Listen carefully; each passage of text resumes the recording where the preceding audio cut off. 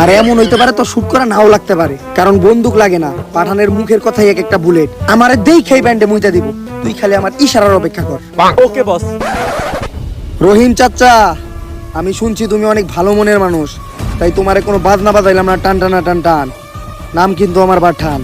আর chairman সাহেব এবার MP নির্বাচনে খারাইতে পাস হ্যাই করব, তাই প্যান্টে মুইতা দিতে না চাইলে নির্বাচনের আগেই পালান। প্যান্টের মধ্যে কেমনে? আমাকে বাস তো লুঙ্গি পরে। ওই মারো রে।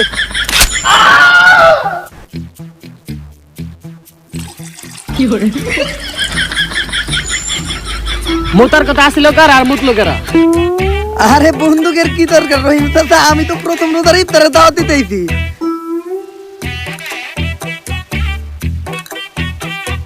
কিরে লাউরা, কতক্ষণ হয়ে গেছে, এখন একটা ইশারা দেয় না কা? এতক্ষণ ধরে রেডি বসেছি তার ইশারার অপেক্ষায়।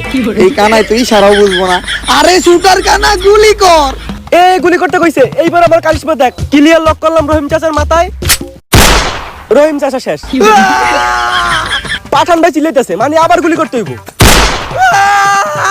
আবার এখনো চিল্লানো বন্ধ হয় নাই।